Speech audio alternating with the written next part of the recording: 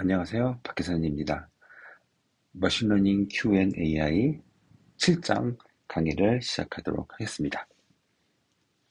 네, 7장은 다중 GPU 훈련 패러다임입니다. 7장 하기 전에 이전 시간에 6장에서 제가 마지막에 교차 검증을 통해서 훈련된 모델을 반환받을 때 크로스벨 프리딕트 함수를 사용한다고 아마 말했던 것 같아요. 근데 그게 잘못됐죠. 네, 사실은 사이킨런의 크로스 밸리데이트 함수의 리턴 에스티메이터 매개 변수를 true로 지정하면 교차 검증 때 훈련된 매개 변수를 모델을 반환받을 수 있습니다. 그래서 이전 시간에 말씀드렸던 것을 약간 정정하고요. 그 다음에 이번 시간 7장에 대해서 알아보도록 하겠습니다.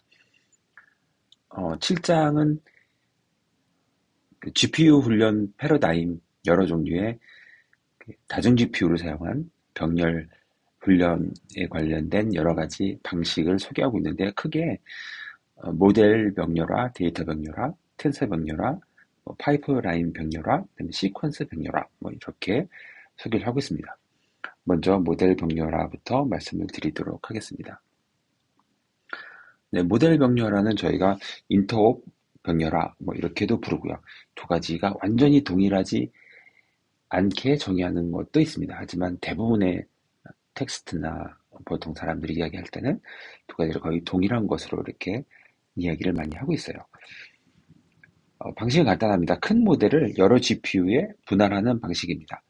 단순하죠. GPU 장치 간의 의존성 관리가 좀 어려운 면이 좀 있습니다.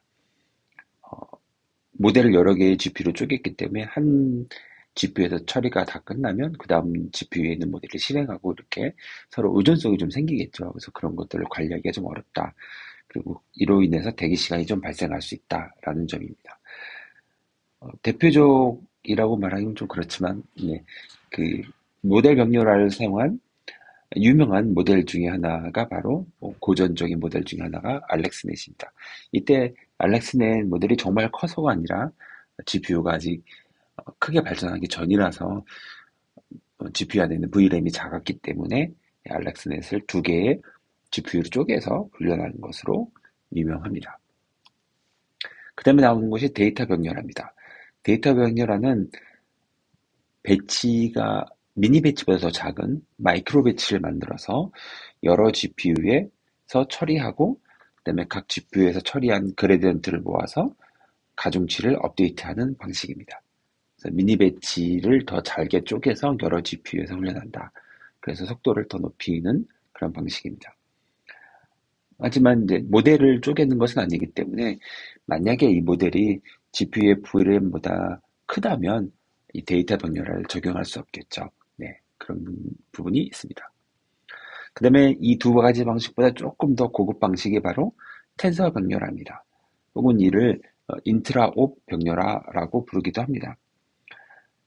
텐서 병렬화는 신경망 안에서 일어나는 행렬 연산을 행 또는 열 기준으로 여러 GPU에 분류합니다. 그래서 이 행은 첫 번째 GPU에서 계산하고, 그다음에 그 다음에 몇 번째 행은 또 다른 GPU에서 훈련하고, 계산하고 이런 식이죠. 그래서 메모리 부족을 피하면서 모델이 한 GPU의 VRAM을 꽉 차지 않는다는 것은 그 안에 들어가 있는 매개 변수가 많다는 거죠. 그래서 행렬 연산을 쪼개면 매개 변수도 나눠지기 때문에 모델 파라미터도 나눠지기 때문에 메모리 부족을 피할 수 있죠. 그리고 또 연산을 마치 마이크로 배치를 여러 GPU에 실행하는 것처럼 병렬로 실행할 수 있는 장점도 있습니다. 그래서 앞에 나온 모델 병렬과 데이터 병렬을 잘 이렇게 섞은 그런 느낌으로 저희가 생각할 수 있어요.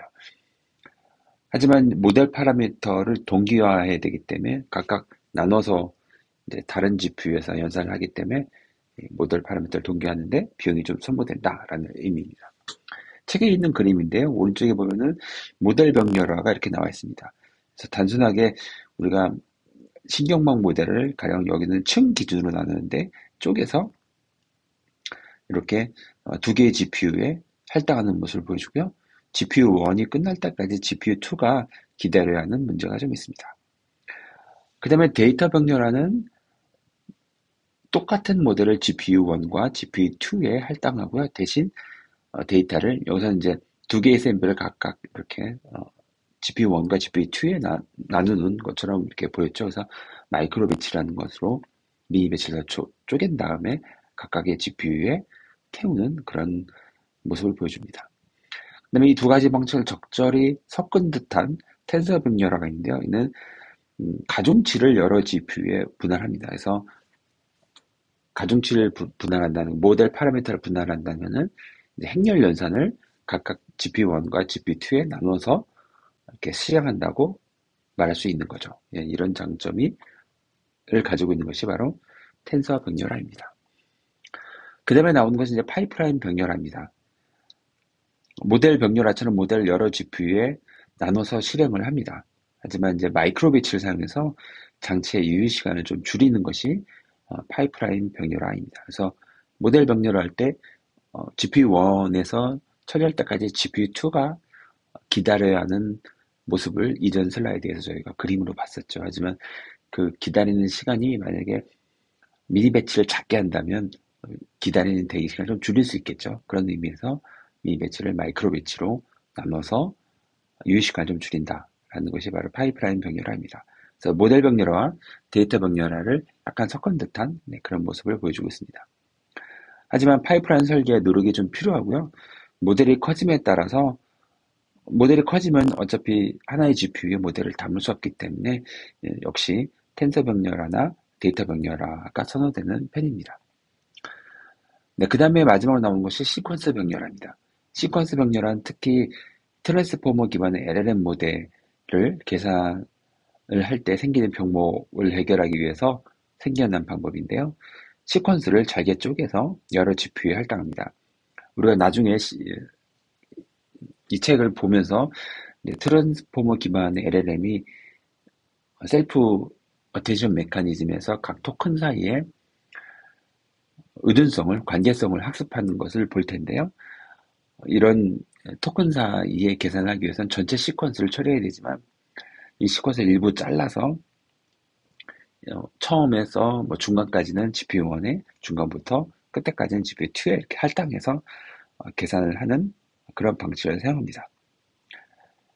하지만 GPU의 브레인보다 큰 모델은 역시 적용하기 어려운 면이 있고요. 또 시퀀스를 잘랐기 때문에 이 잘라서 처리했을 경우에 생기는 다른 토큰, 다른 쪽 GPU로 넘어간 토큰에 대한 의존성 계산에 좀 문제가 좀 있겠죠. 그런 부분에서 단점을 좀 가지고 있습니다. 그리고 또 아직 연구가 그렇게 많이 이루어지고 있는 병렬화 방식은 아니라고 소개되고 있습니다. 네, 오늘은 여기까지고요. 저희가 이번 시간에는 7장 GPU, 다중 GPU를 사용한 병렬 처리 여러 가지 방법에 대해서 소개해드렸습니다. 다음 시간에는 8장에 대해서 알아보도록 하겠습니다. 감사합니다.